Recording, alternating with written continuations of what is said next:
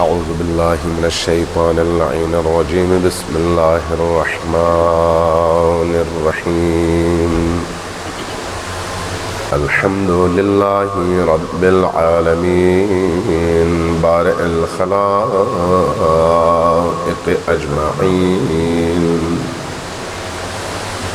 والصلاة والسلام على جميع الأنبياء والمرسلين، سيما من سمي في الآفاق بأحمد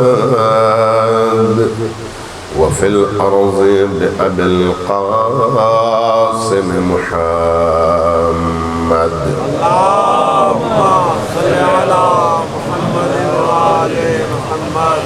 والصلاة والسلام على أولاده الطيبين الطاهرين المعصومين، واللعنة الدائمة على أعدائهم أجمعين من يوم عداوتهم إلى قيام يوم الدين.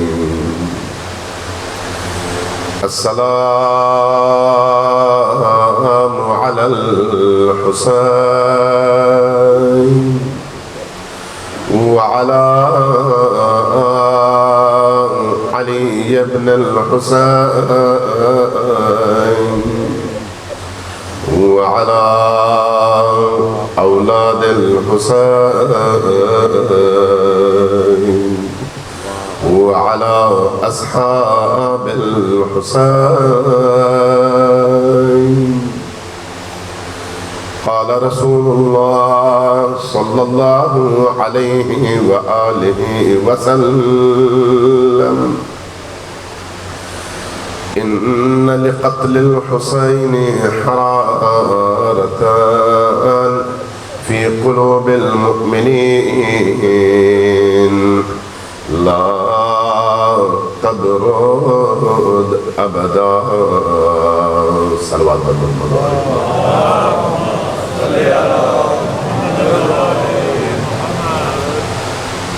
عزیزان گرامی، سب سے پہلے مرحوم آصف کی پاکیزہ روح کے ایصال ثواب اور بلندی درجات کے لیے ایک دفعہ سورہ فاتحہ کی تلاوت فرمائیں. بسم اللہ الرحمن الرحیم.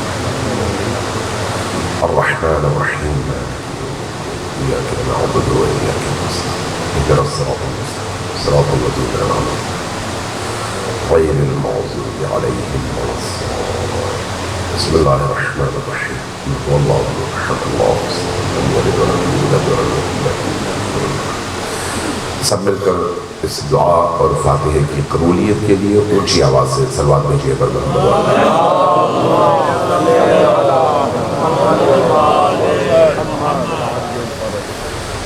عزیزان گرامی، کسی شاعر نے کہا تھا کہ موت تو زندگی کا وقفہ ہے، یعنی آگے چلیں گے دم لے کر. غورطلب بات یہی ہے کہ یہ جو میں آپ ہم سب یہاں پر ہیں، یہ وہ وقفہ ہے. ہماری حیات شکم مادر سے زمین پر آنے کے بعد شروع نہیں ہوئی اور بدن سے روح کے نکلنے کے بعد ختم نہیں ہوگی. یہ ایک دنیاوی وقفہ ہے، 50-60 سال کا، 70 سال کا، 80 سال کا.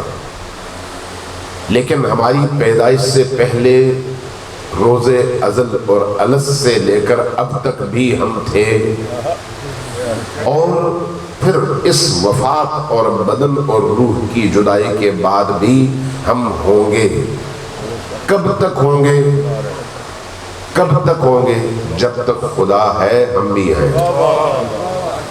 اس لیے کہ چاہے انسان جنت میں جائے یا جہنم میں، دونوں صورتوں میں وہ زندہ ہے، دونوں صورتوں میں اس کی حیات ہے. تو یہ جو ابدی حیات ہے، اس ابدی حیات کا زینہ ہمارا یہ وقفہ ہے جو اس دنیا میں ہے۔ لہذا قرآن کریم نے ہمیں متوجہ کیا کہ یہ جو زندگی ہے، خلق الحیات والموت، خلق الموت والحیات لیبلوکم ایکم احسن عملا، احسن عمل کون انجام دیتا ہے، اسی کی آزمائش کے لیے اللہ تبارک و تعالیٰ نے موت اور زندگی دونوں کو خلق فرمایا ہے۔ میں اس حوالے سے 2-3 نکات عرض کر کے اپنی گفتگو آگے بڑھاؤں گا۔ عام طور پر ہم یہ سمجھتے ہیں کہ یہاں پر ہم نے نیکیاں کرنی ہیں، وہ نیکیاں ہمارے اکاؤنٹ میں جمع ہو گئی، آگے ہم نے برائیاں کی، وہ دوسرے اکاؤنٹ میں جمع ہو گئی، موت آئی تو دونوں کا موازنہ کیا گیا، کون سا زیادہ بھاری ہے اور کون سا زیادہ ہلکا ہے، اور نتیجتاً یا عقاب اور عذاب ہے یا بشارت ہے اور جنت ہے اور نعیم ہے۔ یہ عام ہمارا تصور ہے، لیکن کیا حقیقت بھی یہی ہے؟ کیا عالم حقیقت میں بھی ایسا ہی ہے جیسا ہم سوچتے ہیں؟ اگر ہم 2 منٹ کے لیے، صرف 2 منٹ کے لیے عالم حقیقت کا ادراک کر سکیں تو ہماری اس دنیا کی زندگی کا رخ بالکل 180 ڈگری چینج ہو جائے۔ 180 ڈگری صرف 2 منٹ کے لیے ہم اگر ادراک کر سکیں کہ وہ دنیا کیسی دنیا ہے۔ ہماری مشکل یہی ہے کہ ہم اس ادراک کے پیچھے غور اور فکر نہیں کرتے، چند سنی سنائی باتیں اور چند ظاہری آیات کے ظواہر اور چند احادیث کے ظواہر کو دیکھ کر اس کا تصور بنا لیتے ہیں۔ قرآن کریم کی ایک آیت ہے جس میں ارشاد فرمایا کہ من جاء بالحسنۃ فلہ عشر امثالہا، جو شخص ایک نیکی لے کر آئے گا اس کو 10 گنا ثواب ملے گا یا 10 گنا اجر ملے گا۔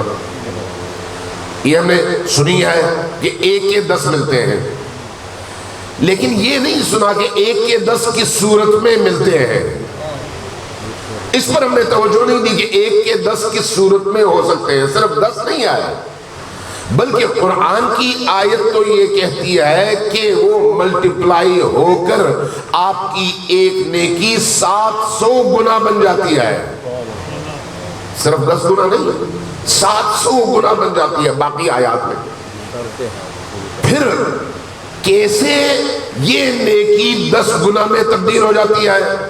قرآن نے بڑا لطیف نقطہ ارشاد فرمایا ہے، میں سمجھانے کے لیے عرض کرتا ہوں۔ اگر آپ سے کوئی شخص امریکہ سے فون کر کے کہے کہ آپ ملتان کا حلوہ لیں اور میرے لیے لے کر آ جائیں امریکہ واشنگٹن میں، جب آپ آئیں گے تو میں آپ کو اتنے پیسے دوں گا، تو اب آپ جب وہ حلوہ لے کر جائیں گے تو کس طرح سے لے کر جائیں گے؟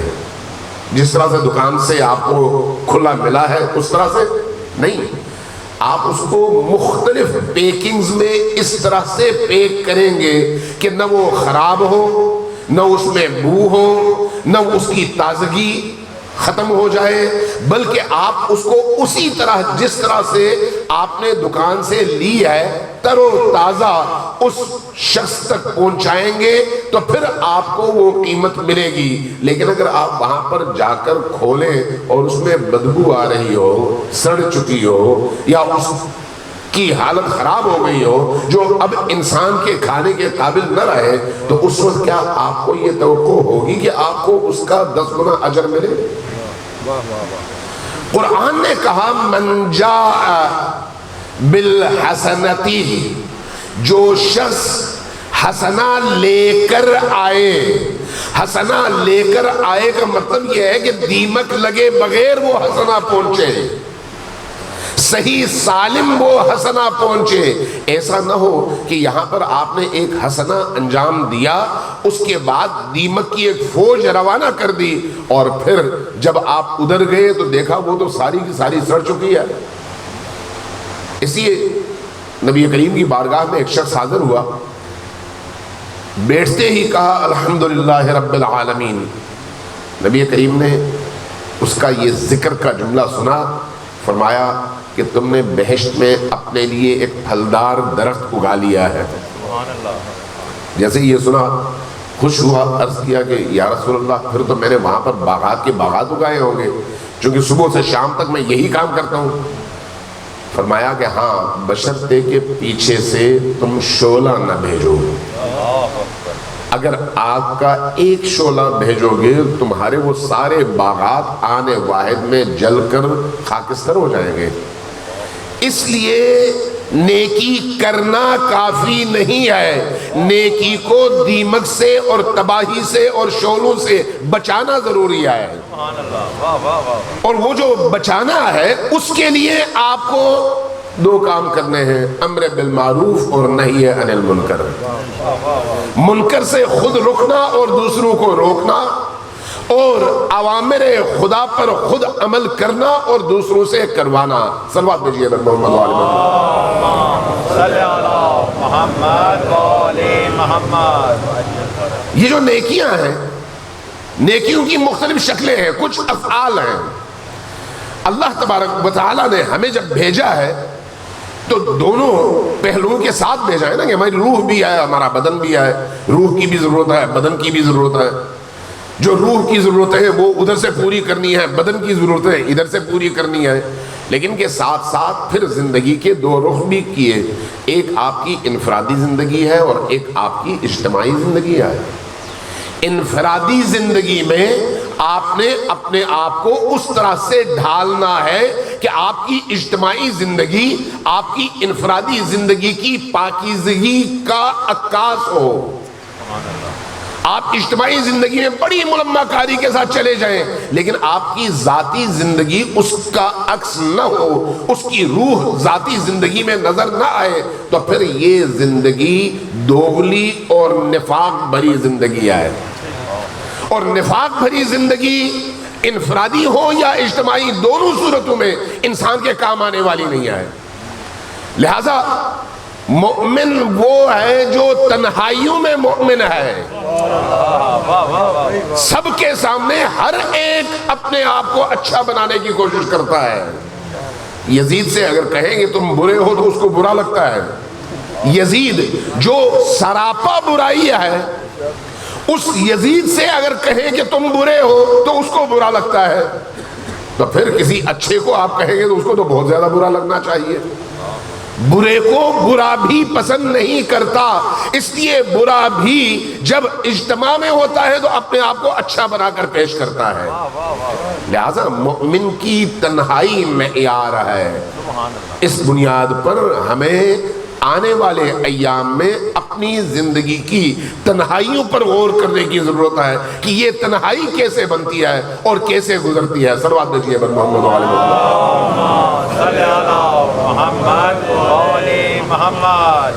ائمہ اہل البیت علیہ السلام اس حوالے سے ہمارے لیے وہ نمونے کامل ہیں جو ہماری انفرادی زندگی سے لے کر اجتماعی زندگی تک ہر مرحلے پر ہمیں نمونے عمل دیتے ہیں.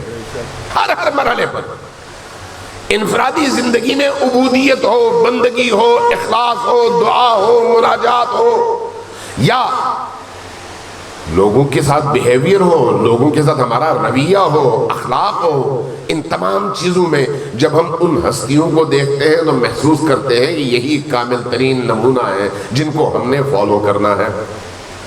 اور جب ہم اجتماعی زندگی میں دیکھتے ہیں تو اجتماعی زندگی میں بھی وہی عکس نظر آتا ہے. اجتماع میں یعنی دشمن کے سامنے، یعنی معاشرے کے سامنے، یعنی معاشرتی برائیوں کے مقابلے میں، معاشرتی آفات کے مقابلے میں جب ہم ائمہ اطہار کی اجتماعی زندگی کو دیکھتے ہیں تو لگتا ہے کہ ہم اگر صرف انفرادی زندگی پر اکتفا کریں اور اجتماعی زندگی کی طرف نہ جائیں تو یہ ایمان کی زندگی نہیں ہے۔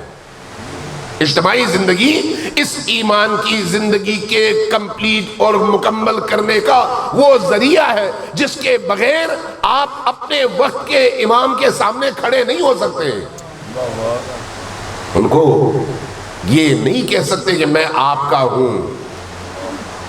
آج جو انسانیت کا المیہ ہے وہ یہی ہے کہ یورپ نے، مغرب نے ہماری زندگیوں کو دو حصوں میں تقسیم کر کے ہمارے دین، ہمارے عقائد اور ہمارے اعمال کو ہماری ذاتی زندگی سے متصل کر دیا، اور معاشرتی مسائل کو کاٹ کر کہا کہ یہ اجتماعی ہے، اس کا آپ کی ذاتی زندگی سے تعلق نہیں ہے، نہ یہ عبودیت ہے نہ یہ بندگی ہے۔ اگر آپ نے بندگی کرنی ہے تو تنہائیوں میں جا کر مصلی پہ بیٹھ کر جو کرنا چاہیں کریں، ہمیں کوئی اعتراض نہیں ہے۔ لیکن اگر آپ اجتماع میں آ کر کسی نظریے کو پروموٹ کرنا چاہیں تو وہاں پر پورا یورپ، پوری مغربی دنیا آپ کے سامنے کھڑی ہو جاتی ہے کہ نہیں، ہم اس بات کی اجازت نہیں دیتے۔ اس لیے لبرلزم ہو یا سیکولرزم ہو، آپ کے دین کے مقابلے میں کھڑے ہو جاتے ہیں۔ دونوں ازم کیا کہہ کر کھڑے ہو جاتے ہیں کہ دین آپ کے گھر کا معاملہ ہے، اجتماع کا معاملہ نہیں ہے، جبکہ اسلام کیا کہتا ہے؟ دین اجتماع کا معاملہ ہے، ذاتی زندگی کا نہیں ہے۔ ذاتی زندگی وہ آپ کی ہے، دین اجتماع کے لیے آیا ہے۔ اور 1,24,000 انبیاء جو آئے ہیں وہ اکیلے غاروں میں بیٹھ کر عبادت کے لیے نہیں آئے، انسانی معاشرے کو اللہ سے جوڑنے کے لیے آئے ہیں۔ تو انہی 1,24,000 انبیاء کے پیغام کا ماحصل نبی کریم لے کر آئے، اور اس کے پاسبان علی ابن ابی طالب ہیں، اس کے محافظ سید الشہداء حسین ابن علی ہیں۔ لہذا حسین ابن علی سے جڑنے کے لیے جو چیز چاہیے وہ انفرادی زندگی کی پاکیزگی ہے جو آپ کو اجتماع میں حسین کے ساتھ کھڑا کر سکے۔ اگر انفرادی زندگی کی پاکیزگی نہیں ہوگی تو اجتماع میں ہم حسین ابن علی کے ساتھ کھڑے نہیں ہو سکتے۔ ذرا صلوات بھیجیں، میں ایک قصہ بیان کرتا ہوں۔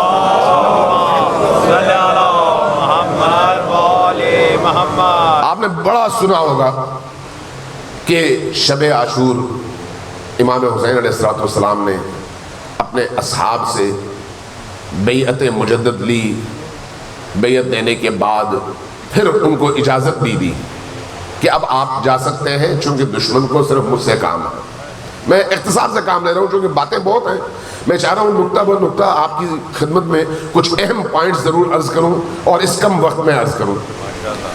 ذرا غور کیجیے گا، یہ بات آپ ہمیشہ سنتے ہیں کہ امام حسین علیہ السلام نے اپنے ساتھیوں کو جمع کر کے ان سے بیعت اٹھا لی اور ان کو اجازت دے دی کہ دشمن کو مجھ سے سروکار ہے، تم سے نہیں، تم چلے جاؤ، بلکہ میرے بچوں کا ہاتھ تھامو، ان کو بھی ان کے وطن تک پہنچا دو، دشمن کو مجھ سے غرض ہے، اس لیے میں نمٹ لوں گا۔ اور گارنٹی بھی دے دی کہ تم اگر جاؤ گے تو گناہ نہیں ہے، میں خود اجازت دے رہا ہوں، اس لیے تم جہنم نہیں جنت ہی جاؤ گے، جنت کی ضمانت میں دیتا ہوں۔ یہ پہلو آپ سنتے رہے ہیں، لیکن ایک اور پہلو آپ نے نہیں سنا ہوگا۔ کیوں؟ اس لیے کہ اس کا تعلق انسانوں کی اجتماعی زندگی سے ہے۔ وہ کیا ہے؟ شب عاشور۔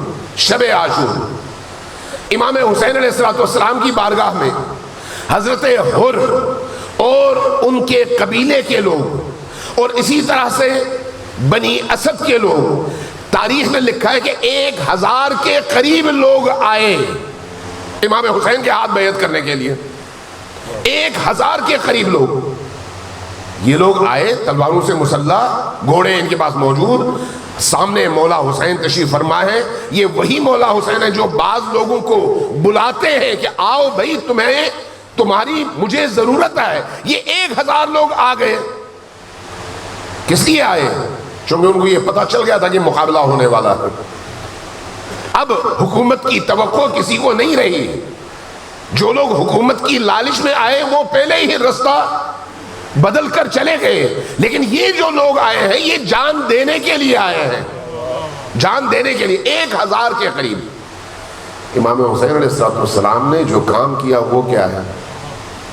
وہ یہ ہے کہ ان سے کہا کہ میں حسین ہوں، میرے ساتھ وہی چلے گا جس کا پیٹ حرام سے بھرا ہوا نہیں ہوگا، میرے ساتھ وہی مسلخ عشق اور مسلخ شہادت میں کھڑا ہو سکتا ہے جس کے اوپر حقوق الناس نہ ہو۔ کیا تم میں سے کوئی ایسا بندہ ہے جس کے گردن پر حقوق الناس نہ ہو؟ خاموشی چھا گئی، کہا کہ آپ کی مجھے ضرورت نہیں ہے، آپ تشریف لے جائیے۔ حسین ابن علی علیہ السلام شب عاشور جب شدید ضرورت ہے، جب ساتھی کا انتخاب کرتے ہیں شہادت کی اس عظیم موت کے لیے، تو وہاں پر کیا کہتے ہیں؟ وہ لوگ جن کی اجتماعی ذمہ داریاں نامکمل ہیں اور انہوں نے اپنی اجتماعی حقوق الناس کے حوالے سے، حقوق اللہ کے حوالے سے اپنی ذمہ داریاں پوری نہیں کی، ان کو حسین کے ساتھ کھڑے ہونے کا کوئی اختیار حاصل نہیں ہے۔ جب میں تاریخ پڑھتا ہوں تو دیکھتا ہوں کہ جنگ احد میں نبی کریم صلی اللہ علیہ وآلہ وسلم نے تمام شہداء کا جنازہ پڑھایا۔ شہداء کا جنازہ 70 سے اوپر شہداء۔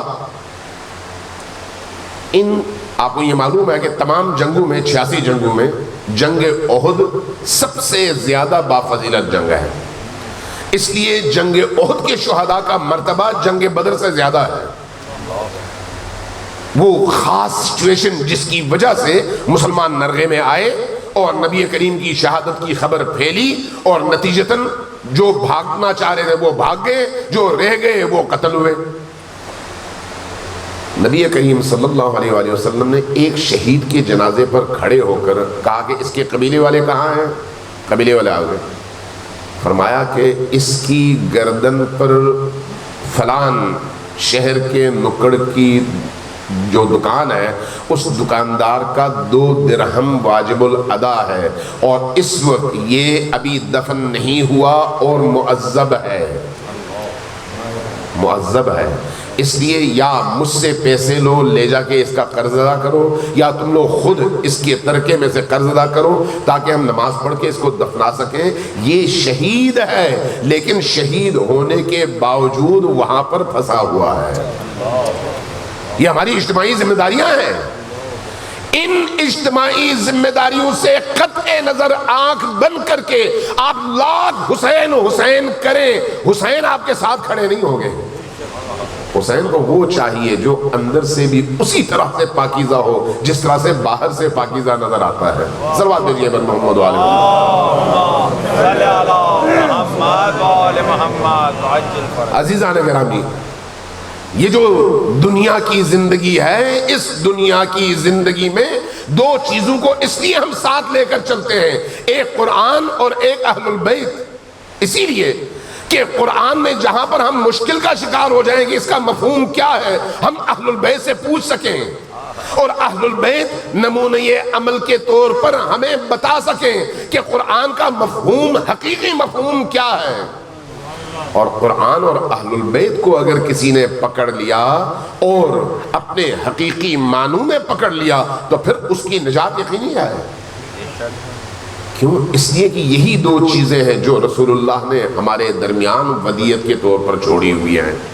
آج ہم جس ہستی کو یاد کرتے ہیں، جس ہستی کی وجہ سے ہم اپنی مجالس کا 1 محرم سے لے کر 9 ربیع الاول تک جاری رکھتے ہیں مجالس، اور گریہ کرتے ہیں، جلوس نکالتے ہیں، کیا وہ ان کی انفرادی زندگی تھی یا اجتماعی؟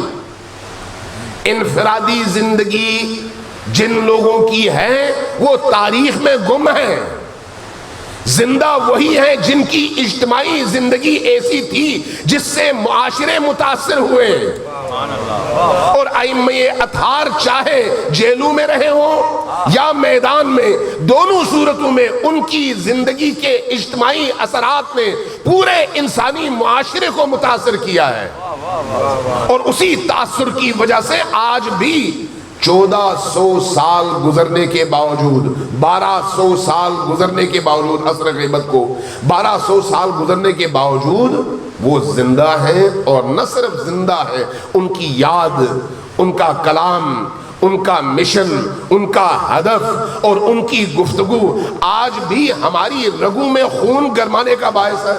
سبحان اللہ، واہ واہ واہ۔ آپ اربعین کی تیاری کر رہے ہیں، 1400 سال پہلے کا واقعہ ہے، 1400 سال، 1400 سال قبل کے واقعے کا اثر آج اتنا گہرا ہے۔ آپ کا اپنا عزیز جب مرتا ہے تو آپ اس وقت جب مرتا ہے گریا کرتے ہیں، قبر میں دفناتے ہوئے گریا کرتے ہیں، 2-4 دن یاد آتی ہے، آنسو بہتے ہیں، ہفتے کے بعد آدمی بھول جاتا ہے۔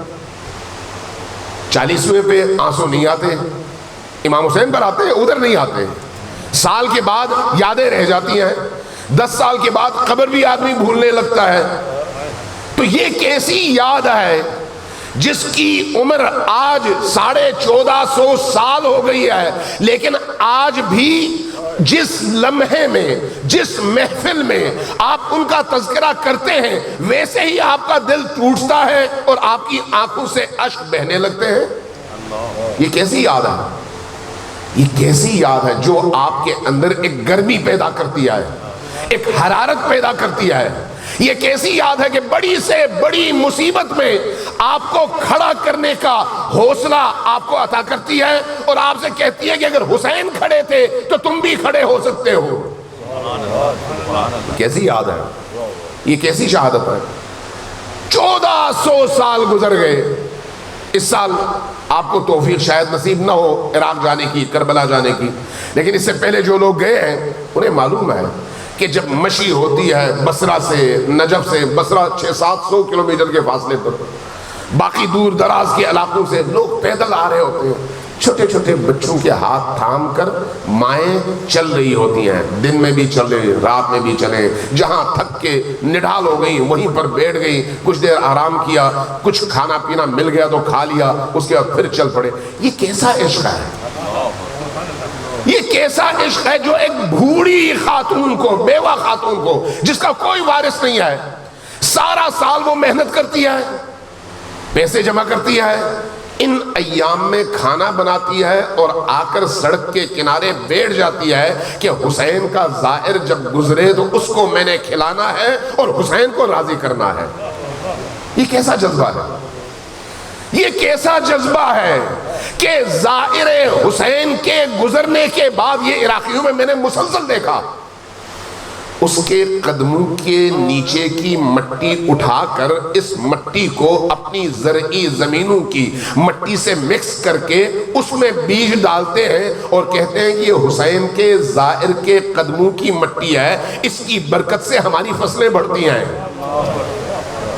یہ کیسی برکت ہے، یہ کیسی یاد ہے، یہ کیسا عشق ہے، یہ کیسا عشق ہے کہ آج 1450 سال گزرنے کے باوجود اگر کوئی شخص دونوں پاؤں سے معذور ہے تو ہاتھوں کے بل چلتے ہوئے 100 کلومیٹر کا فاصلہ طے کر کے اپنے قلب کے محبوب اور کعبہ قلوب حسین ابن علی کی بارگاہ میں حاضری دیتا ہے اور وہاں پر اشک بہا کر اپنی بیعت مجدد کا اظہار کرتا ہے۔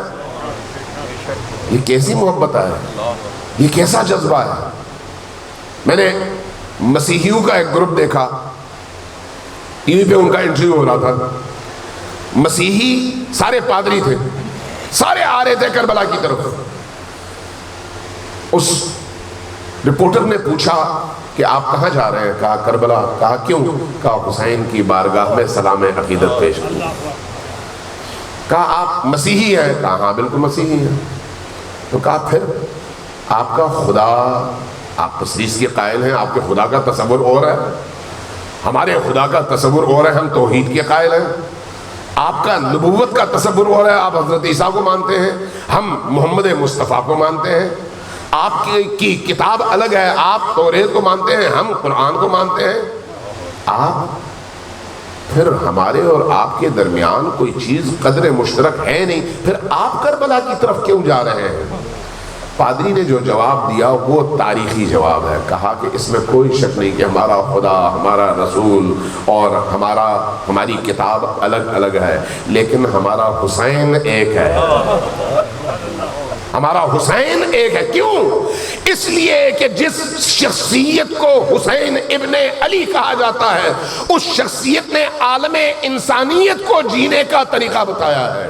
لبیک یا حسین، لبیک یا حسین، لبیک یا حسین، لبیک یا حسین، لبیک یا حسین، لبیک یا حسین، لبیک یا لبیک یا حسین. لبیک یا حسین.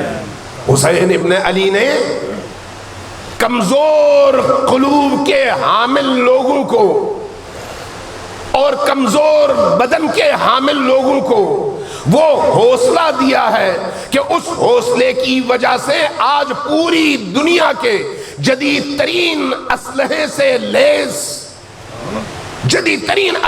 لیس سعودی اور اتحادی فوجی جب یمن کی سرزمین میں اترتے ہیں. میں نے ایک ویڈیو دیکھی، اس ویڈیو نے بتا دیا کہ ایمان کیا ہوتا ہے اور کفر کیا ہوتا ہے. ایک 10 سے 12 سال کا بچہ، 10 سے 12 سال کا بچہ ایک سعودی فوجی کے کندھے پر چڑھا ہوا، ہاتھ میں گن، سعودی فوجی کے ہاتھ پیچھے بندھے ہوئے، اور اس کے کندھے پر چڑھ کر آگے 200 سے زیادہ سعودی قیدی فوجیوں کو یوں ہانک رہا ہے جیسے چرواہا بھیڑوں کو ہانکتا ہے. یہ جذبہ کہاں سے آتا ہے؟ یہ کیسا جذبہ ہے جو ایک نہتے ایسے یمنی کو، جس نے دھوتی باندھی ہوئی ہے اور پاؤں میں چپل ہے، ہاتھ میں کلاشنکوف ہے، اتنا ایمان، جذبہ، حوصلہ اور جرأت عطا کرے کہ فرانس اور امریکہ کے جدید ترین اسلحے سے لیس فوجیوں کے ٹھکانے پر وہ جائے اور سب کو محفوظ طور پر قیدی بنا کر لے آئے. یہ کیسا حوصلہ ہے، یہ کیسا درس ہے. جب آپ ان سے کہتے ہیں تو وہ پھر آپ کو جواب دیتے ہیں کہ ہم کربلا کے بیٹے ہیں، ہم نے کربلا کو رونے کے لیے انتخاب نہیں کیا بلکہ جینے کے لیے انتخاب کیا ہے. کربلا کے ساتھ جینا اور ہے اور کربلا کے ساتھ رونا اور ہے. وہ رونا جو جینے کا باعث بن سکے حسین کی بارگاہ میں مقبول ہے.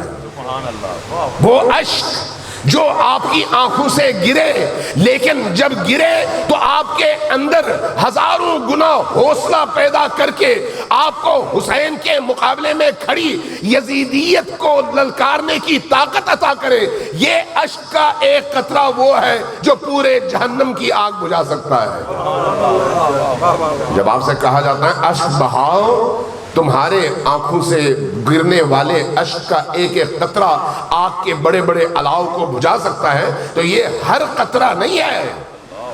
وہ قطرہ ہے جو پاکیزہ ہو، وہ قطرہ ہے جس کے پیچھے عقیدہ ہو، وہ قطرہ ہے جس کے پیچھے ایمان ہو، وہ قطرہ ہے جس کے پیچھے عشق حسین ہو، وہ قطرہ ہے جس کے پیچھے حسین کے رستے کی حقانیت پر ایسا یقین ہو کہ اس راہ پر چلتے ہوئے چاروں طرف سے حملے ہو، انسان ایک لمحے کے لیے قدم ڈگمگانے نہ دے. آج کا دور حسین کا دور ہے، لیکن اس حسین کا جو آج کے زمانے کی حجت ہے، حجت آخر، مہدی آخر الزمان،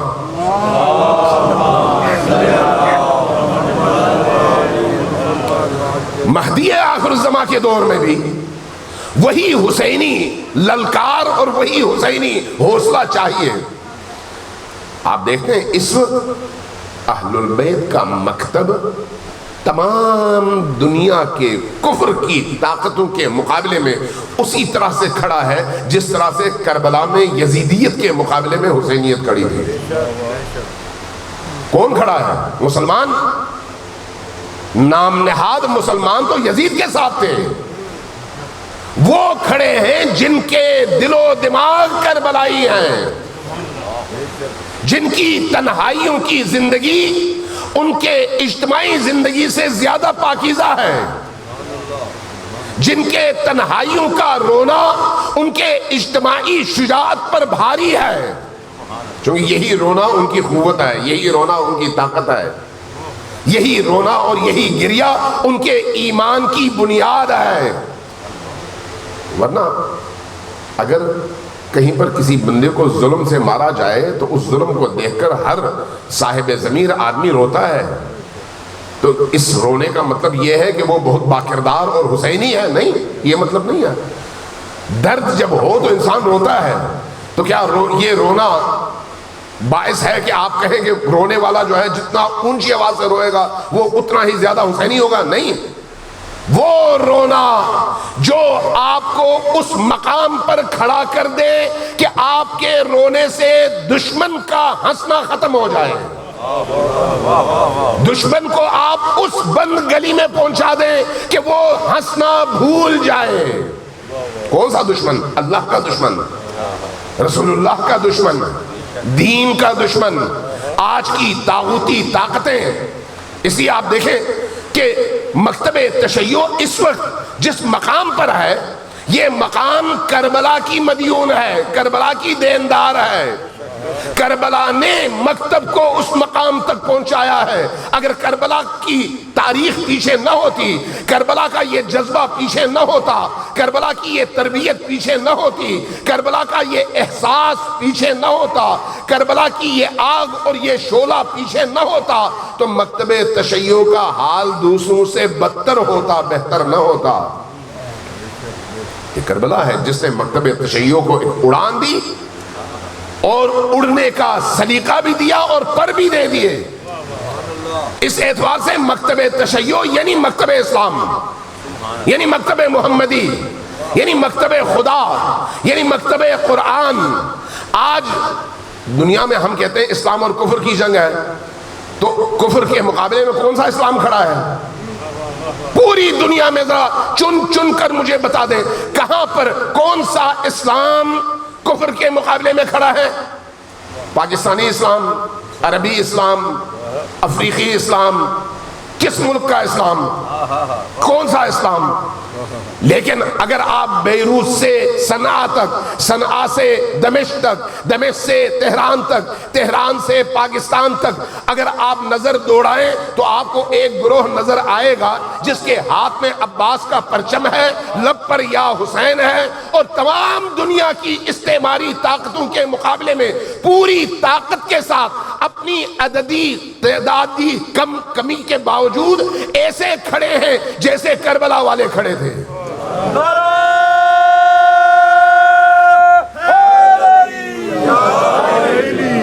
اس لیے اس مکتب کی اہمیت کو سمجھیں۔ یہ مکتب صرف آپ کو رلانے کے لیے نہیں آتا، یہ مکتب صرف آپ کو رونے والی قوم نہیں بناتا، یہ مکتب آپ کو مرد بناتا ہے اور حر بناتا ہے۔ صلوات بھیجیے بن محمد و آل محمد۔ چونکہ اس مکتب کے جو ہیروز ہیں وہ ہیروز اپنی انفرادی اور اجتماعی زندگی میں کائنات کی تمام انسانیت کے لیے رول ماڈلز ہیں، تمام انسانیت کے لیے، اور تسلسل سے رول ماڈلز ہیں۔ آپ بچوں سے لے کر بوڑھوں تک دیکھیں اور عورتوں سے لے کر مردوں تک دیکھیں، آپ کو کربلا میں ششماہا بھی رول ماڈل نظر آتا ہے، آپ کو زینب کبریٰ بھی رول ماڈل نظر آتی ہے، آپ کو سکینہ بنت الحسین بھی رول ماڈل نظر آتی ہے، آپ کو علی اکبر بھی رول ماڈل نظر آتے ہیں، آپ کو حضرت قاسم بھی رول ماڈل نظر آتے ہیں، آپ کو حضرت عباس بھی رول ماڈل نظر آتے ہیں، خود امام حسین بھی سب کے لیے رول ماڈل نظر آتے ہیں۔ کہاں پر ہے تاریخ میں اس طرح کے صفحات اور جس میں ایسے رول ماڈلز یکجا اتنی بڑی تعداد میں موجود ہوں جس کے بعد پھر معاشرے کا کوئی طبقہ یہ نہ کہہ سکے میں تو بوڑھا تھا، میں تو کمزور تھا، میں تو بیمار تھا، میں عورت تھی، میں بوڑھی تھی، میں بچی تھی، میں بچہ تھا۔ کوئی بہانہ اہل البیت کربلا میں چھوڑا نہیں ہے۔ معاشرے کے تمام طبقات کے لیے حجت ادا کر دیا ہے۔ کہ اب معاشرے کا کوئی طبقہ عذر پیش نہیں کر سکتا. اب ہمیں اس روح کربلا سے یہ الہام لینا ہے کہ ہم نے اپنا مستقبل کیسے تعمیر کرنا ہے.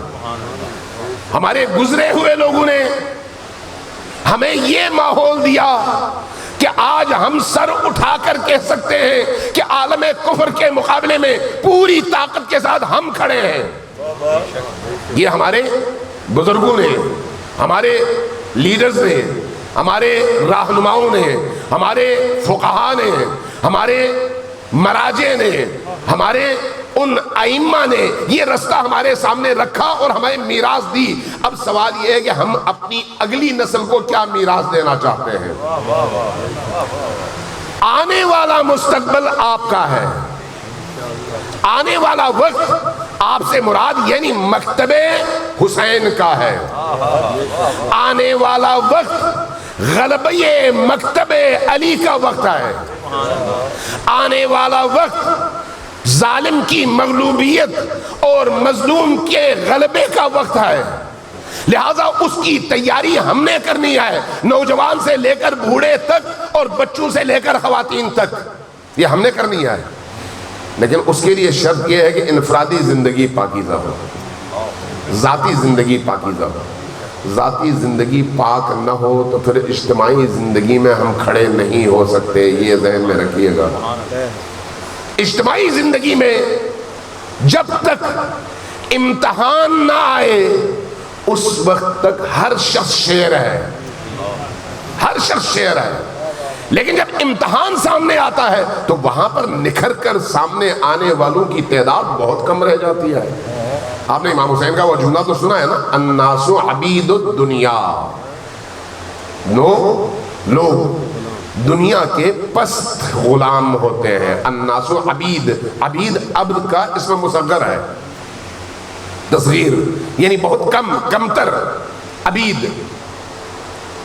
الناس عبید الدنیا، دنیا کے پست غلام. والدین لائق علی السنتہم، اور دین ان کی زبانی جمع خرچ ہے.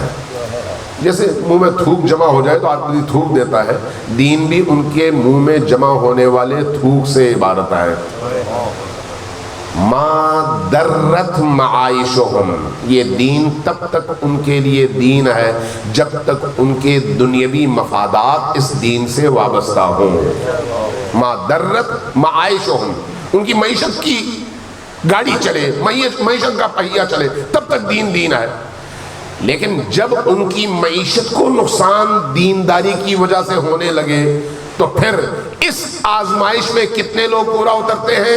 قلت دیانون، فَإِذَا مُحِسُّوا بِالْبَلَاءِ، جب امتحان لیا جاتا ہے قلت دیانون، دیندار لوگوں کی تعداد بہت کم رہ جاتی ہے. اس لیے ہمیں بتایا گیا ہے کہ انسان اپنے نفس کے حوالے سے دوسروں سے زیادہ جانتا ہے. علی نفسہ الانسان علی نفسہ بصیرۃ، انسان اپنے نفس کے بارے میں زیادہ بصیر اور زیادہ بصیرت رکھتا ہے. جب ایسا ہے ہمیں اپنے اندر جھانکنا ہے کہ اگر امام زمان کے ظہور کا اعلان آج ہو جائے تو کیا میں یہ اہلیت رکھتا ہوں کہ کھڑا ہو سکوں؟ یہ اہلیت رکھتا ہوں. کہیں ایسا تو نہیں ہوگا کہ جیسے ہی پیغام آئے میں ادھر ادھر کونے خدرے تلاش کروں کہ ابھی تو میرے بچے ہیں، ابھی تو میری بیوی ہے، ابھی تو میرا فلان جگہ ایگریمنٹ ہے، ابھی تو میرا فلان کاروبار پھنسا ہوا ہے، ابھی تو میں نے یہ سارے کام کرنے تھے یہ نہیں کیے، فوراً جاؤں گا تو مارا جاؤں گا، یہ بھی رہ جائے گا وہ بھی رہ جائے گا. الناس عبید الدنیا والدین لائق علی السنتہم فاذا محسوا بالبلاء قلت دیانون، دیندار لوگ بہت کم رہ جاتے ہیں. تو یہ جو آنے والا زمانہ ہے یہ دین کے غلبے کا زمانہ ہے. اور دین کے غلبے کا زمانہ ایسا نہیں ہے کہ آپ گھر بیٹھے غلبہ پائیں، ایسا نہیں ہے.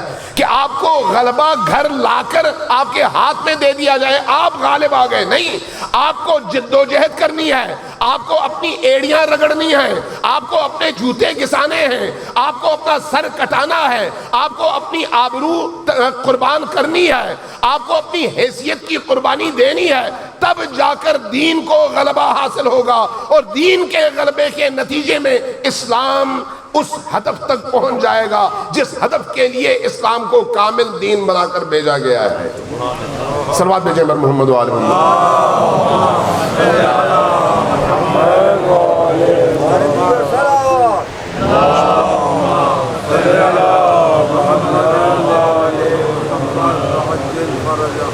بر محمد والے محمد صلوات.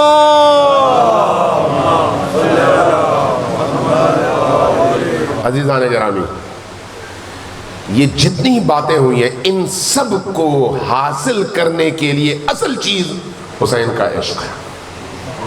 حسین کا عشق، حسین ابن علی کا عشق اگر آ جائے تو آپ کی یہ محفل واقعی نورانی محفل بن جائے. اگر حسین کی محبت اور مودت ہمارے اندر اس طرح سے پیدا ہو جائے تو یقین جانیے پورا شہر امڑ کر آئے، آپ کے دل و دماغ میں ذرہ برابر خوف پیدا نہیں ہوگا. یہ جو ہم قرآن میں پڑھتے ہیں لا خوف علیہم ولا هم یحزنون، یہ کن کے بارے میں ہے؟ جن کا دل ایمان کی نورانیت سے لبریز ہو، جن کا دل ایمان کی نورانیت سے لبریز ہو، انہیں لا خوف علیہم ولا هم یحزنون، نہ کوئی خوف ہے نہ حزن ہے. حضرت علی اکبر کا وہ جملہ یاد ہے نا آپ کو؟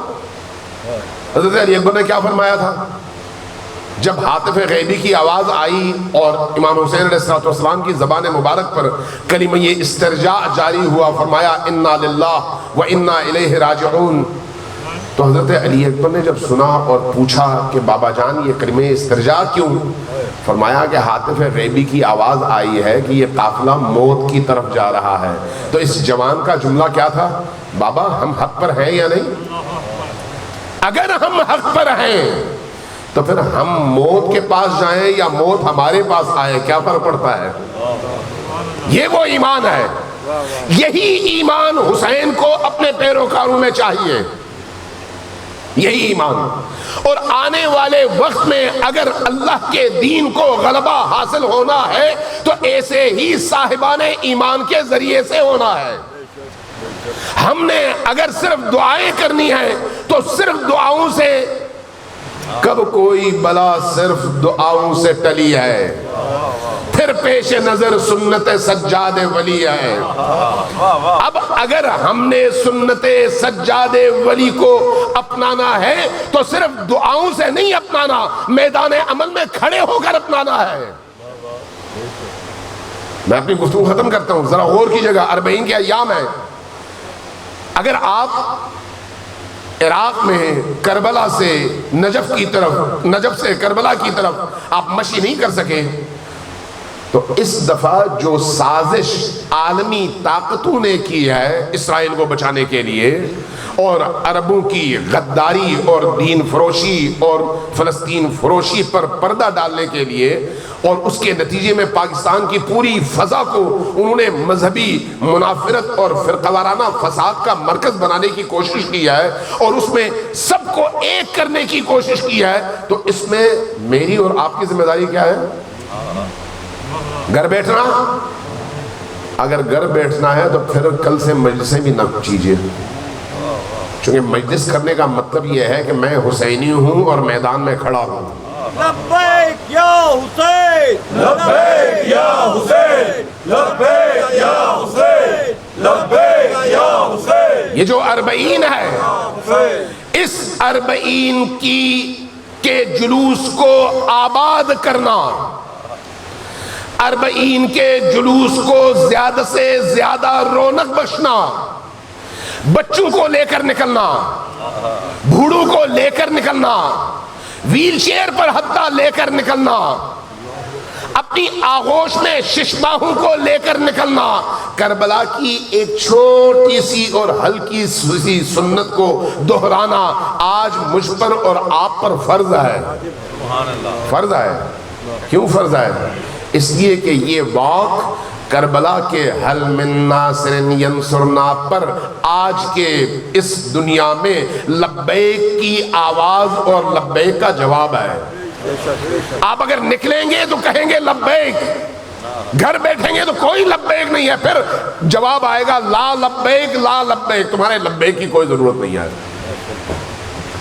ہم نے بچیوں کو، جوانوں کو، بڑوں کو، بوڑھوں کو، ہر ایک کو یہ پیغام پہنچانا ہے کہ یہ وقت گھر بیٹھنے کا نہیں ہے، بلکہ حسینی طاقت کے اظہار کا ہے، اور یزیدیت کے مقابلے میں حسینیت کے پرچم کو ماضی کی نسبت زیادہ اونچا کر کے پوری طاقت کے ساتھ، ولولے کے ساتھ، جوش کے ساتھ اور آگہی اور شعور کے ساتھ میدان میں اتر کر اپنے چہلم کے جلوسوں کو آباد کرنے کا امتحان ہے۔ اس کا وقت ہے اور اس کے لیے ہمیں نکلنا ہے، اور یہ پیغام ہر جگہ پہنچانا ہے پورے پاکستان میں، تاکہ ان خود فروش، وطن فروش، دین فروش اور ہر چیز فروخت کرنے والے ملاؤں کو پتا چل جائے کہ یہ ان کے پیٹ کا ایندھن بنانے والا دین نہیں ہے، یہ دین قربانی مانگتا ہے، اور ہم قربانی کے لیے تیار ہیں۔ ہم قربانی کے لیے تیار ہیں، ہمیں اس چیز کا اعلان کرنا ہے۔ عزیزان گرامی، جہاں پر اس جذبے کے ساتھ، اخلاص کے ساتھ آپ میدان میں قدم رکھتے ہیں تو آپ کا ایک ایک اٹھایا ہوا قدم آپ کے گناہوں کی مغفرت کا باعث بنتا ہے۔ ایک ایک قدم، یہ مزاح نہیں ہے، یہ وعدہ ہے۔ جہاں حسین کے لیے آپ ایک قدم اٹھاتے ہیں، آپ کے قدم کی اہمیت نہیں ہے، آپ کے اندر موجود اس اخلاص کی اہمیت ہے۔ اگر اخلاص ہے تو آپ کا ایک قدم کافی ہے، اخلاص نہیں ہے تو آپ ساری عمر چلتے رہیں۔ اس لیے اپنے اندر وہ پاکیزگی پیدا کیجیے۔ اگر اس پاکیزگی کے ساتھ اشک بہاتے ہوئے ہم نکلتے ہیں تو یقین جانیے بی بی دو عالم کا سہارا اور ان کا سایہ ہمیں نصیب ہوتا ہے۔ بی بی دو عالم ہمیں بھولتی نہیں ہے۔ ان عزاداری کی مجالس کے حوالے سے یاد رکھیے بی بی کی خاص عنایات ہیں، خاص عنایات۔ ان خاص عنایات کی طرف ہماری توجہ ہونی چاہیے۔ اگر ہم توجہ دیں گے تو ہماری دنیا بھی سنور جائے گی اور آخرت بھی سنور جائے گی۔ آپ نے نام سنا ہوگا استاد کوثری کا، امام خمینی کے ہاں آ کر اکثر وہ پڑھا کرتے تھے، ہوتے قم میں تھے، اور جب پڑھتے تھے تو ایسے پڑھتے تھے کہ در و دیوار ہلنے لگے۔ ان کا سن کر، ان کے مسائل سن کر، ان کی مجلس سن کر آدمی اپنے اندر ایک نیا ولولہ اور نئی کیفیت محسوس کرتا تھا۔ وہ فرماتے ہیں، ان کا انتقال ہو گیا، سید تھے، بزرگوار تھے، عالم دین بھی تھے اور بہت اچھے خطیب بھی تھے۔ وہ فرماتے ہیں کہ 9 محرم کا دن تھا، میں گھر سے نکلا تاکہ آج یعنی 9 محرم کو مختلف جگہوں میں جا کے میں بڑے بڑے اجتماعات سے خطاب کر سکوں۔ چونکہ معروف آدمی تھے اس لیے ان کے اجتماعات میں 10,000 20,000 30,000 لوگ ایسے امٹ کر آتے تھے۔ کہنے لگے جب میں گھر سے باہر نکلا تو گلی کے کوچے میں ایک نکڑ پہ میں نے 3 4 5 6 بچوں کو دیکھا جنہوں نے چند اینٹیں رکھی ہوئی ہیں اور چھوٹی سی امام بارگاہ بنائی ہوئی ہے۔ میں نے یہ دیکھا، گزرنے لگا تو ان بچوں نے مجھے دیکھا، پہچانا، پکڑ لیا، کہا کہ آقا آپ جانے سے پہلے ہماری اس مختصر سی جگہ پہ بیٹھیے، 2 4 کربلا کے حوالے سے جملے کہیے۔ کہتے ہیں میں نے کہا کہ بچوں میں بڑا مصروف ہوں، اتنی بڑی بڑی مجالس، کہا 2 منٹ۔ کہتے ہیں میں ان کے اس اصرار کی وجہ سے اب مجھے شرم آئی کہ میں چھوڑ کے جاؤں، جبکہ سامنے 30 40 ہزار کے اجتماعات ہیں جہاں پر جا کے میں نے خطاب کرنا ہے۔ کہتے ہیں میں ایک اینٹ کے اوپر بیٹھ گیا، بیٹھ کر زیارت عاشورہ کے یہ 4 جملے کہے، السلام علی الحسین وعلی علی ابن الحسین وعلی اولاد الحسین وعلی اصحاب الحسین. کہتے ہیں میں نے جب یہ جملے کہے تو یہ بچے بڑے خوش ہوئے, انہوں نے شکریہ ادا کیا. میں اٹھا تو بچوں نے دوبارہ میرا ہاتھ پکڑ لیا, بیٹی ہم نے چائے بنائی ہے, یہ چائے پی کے جائیے. میں نے دیکھا کالی سی کیتلی ہے اور اس میں پانی ابل رہا ہے. وہ انہوں نے ایک پلاسٹک کے چھوٹے سے گلاس میں مجھے دیا. جب میں نے اپنے لبوں سے لگایا تو پھیکی سی چائے تھی. بچوں کی بنائی ہوئی چائے کیسے ہوتی ہے, میں پی نہیں پایا. جب میں نے دیکھا بچے مصروف ہو گئے ہیں تو میں نے آرام سے وہ پانی کی چائے گرا دی. گرانے کے بعد گلاس رکھ کے میں نے پھر بچوں سے کہا بچوں اب مجھے اجازت ہے میں جاؤں. بچوں نے اجازت دے دی, میں اٹھ گیا. کہتے میں چلا گیا. رات تک بڑی بڑی مجلسیں, بڑے بڑے اجتماعات, ہر جگہ گریہ زاری عزاداری. فارغ ہو گئے, اب شب عاشور ہے. میں آیا, کپڑے بدلے, غسل کیا, اعمال شب عاشور بجا لائے. لانے کے بعد سوچا کہ اب کچھ دیر کے لیے سو جاؤں. کہتے ہیں میں لیٹا, آنکھ لگ گئی, تھکا ہوا تھا. کچھ ہی دیر میں نے دیکھا بی بی تشریف لائی ہے. بی بی نے کہا بیٹا کوثری, آج تمہاری جتنی بڑی بڑی مجلسیں تھیں ان میں سے کوئی بھی قبول نہیں آیا. جب میں نے یہ سنا تو میں تڑپ اٹھا. میں نے کہا بی بی کوئی قبول نہیں آیا. کہا کہ جو تمہاری جتنی بڑی بڑی اور مارکہ آرا مجالس تھی وہ کوئی قبول نہیں ہے. ہاں وہ جو 4 بچوں کے درمیان تم نے پڑھی تھی نا وہ قبول ہے, وہ عند اللہ مقبول ہے. کہتے ہیں میں بے ساختہ رو پڑا. جب میں بے ساختہ رو پڑا تو بی بی نے میری طرف دیکھا اور پھر فرمایا کہ وہ چائے تم نے گرائی کیوں تھی؟ میں نے پوچھا کیوں بی بی کیا ہوا؟ کہا تمہیں نہیں معلوم وہ چائے میں نے اپنے ہاتھوں سے بنائی تھی. عزیزان گرامی یہ صرف قصہ نہیں ہے, عزاداری سید الشہداء پر بی بی کی نظر خاص کی علامت ہے. نظر خاص کی علامت یہ کہیں پر بھی ہو سکتا ہے. آپ کے دل میں اخلاص ہو, آپ کی نیت بی بی کی خوشنودی ہو. اس لیے بی بی اپنی شفاعت کے حوالے سے بہت وسیع ہیں. اس لیے بی بی کا مقام بڑا عجیب و غریب ہے. امام صادق علیہ السلام فرماتے ہیں کہ جب عالم محشر برپا ہوگا تو اس عالم محشر میں کچھ لوگوں کی شفاعت ہو جائے گی اور ان کو جنت میں داخل کر دیا جائے گا, باقی لوگ بچ جائیں گے. رسول اللہ سر اٹھائیں گے اور فرمائیں گے بیٹی فاطمہ کہاں ہو؟ عالم محشر کے تمام لوگ پریشان ہو کر دیکھیں گے کہ کون آ رہا ہے. پتہ چلے گا آسمان سے 70,000 فرشتوں کی جھرمٹ میں بی بی تشریف لائیں گی میدان محشر میں.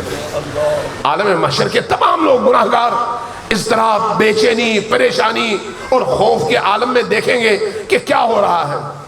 دیکھیں گے بی بی جب حضرت رسول خدا کی بارگاہ میں تشریف لائیں گی تو رسول خدا پوچھیں گے بیٹی امت کے یہ جو گناہگار لوگ ہیں یہ بہت پریشان ہیں, ان کی شفاعت چاہیے, کیا کرو گی, کیا لے کر آئی ہو شفاعت کے لیے؟ تو بی بی کیا کریں گی؟ یہ امام صادق علیہ السلام کی روایت ہے کہ بی بی اپنی ابا کے اندر سے اپنے دونوں ہاتھ باہر نکالیں گی تو اہل محشر بڑے اضطراب, شوق اور تجسس سے دیکھے گا کہ کیا ہے. تو کیا نظر آئے گا؟ 2 کٹے ہوئے بازو لٹک رہے. رسول خدا پوچھیں گے کہ بیٹی یہ کیا لے کر آئی ہو؟ جواب میں فرمائیں گی بابا میں کربلا سے اپنے بیٹے عباس کے دونوں کٹے ہوئے بازو لے کر آئی. عالم محشر میں عباس کے بازو شفاعت کریں گے. عباس در حسین ہے, باب الحسین ہے. باب الحسین کی اجازت کے بغیر کوئی حسین تک پہنچ نہیں سکتا. اس لیے ہمیں کہا گیا ہے کہ کربلا جاؤ تو سب سے پہلے عباس کے دروازے پر جاؤ اور عباس سے اجازت لو, پھر جاؤ حسین ابن علی کی بارگاہ میں. میں جب پہلی دفعہ کربلا گیا, صدام کی حکومت ابھی ختم ہوئی تھی, 1-2 مہینے ہی ہوئے تھے, تو میں نے وہاں پر جو منظر دیکھا اس زمانے میں عربوں کا اور عراقیوں کا.